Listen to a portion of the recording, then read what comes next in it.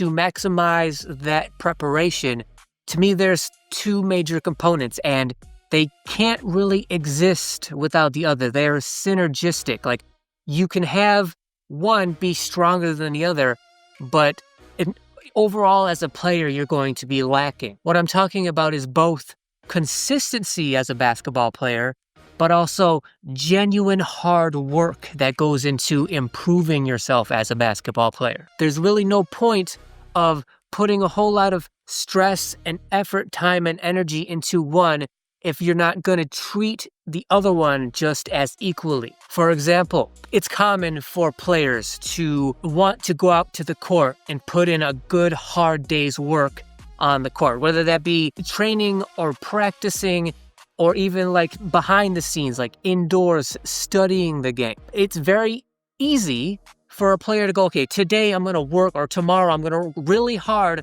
on my basketball game. So if we're talking about like training, a day of like physical training, it's really easy to have like a one-off, where like one day you have one hard training day. And after that training session though, like the next day you're probably tired, maybe you're exhausted, you're probably sore.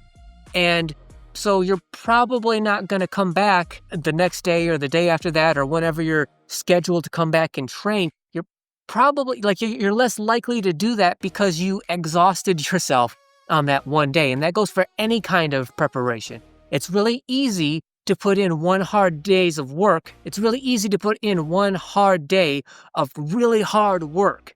But if you don't have consistency with that, you will make progress with that one hard day of work, like every now and then. Occasionally, you'll still make progress, but it won't be anywhere near as good, anywhere near as fast or efficient.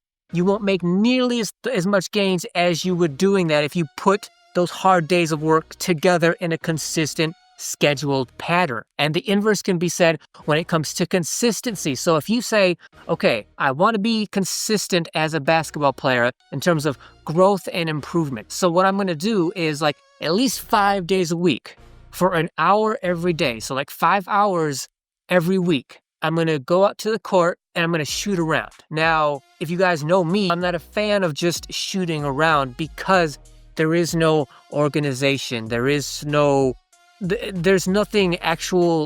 improvement being made. Like, there's no significant improvement because you're just out there putting up random shots, just doing random things. And there's no structure. And because there's no structure, there's really no real improvement going on and happening. So even though you're out there every day for at least an hour every day, like 5 times a week, being consistent, the fact that you're not really putting in any real hard work, there's no drill, there's no workout, you're not pushing yourself. You're just sort of putting up shots lazily and wasting time.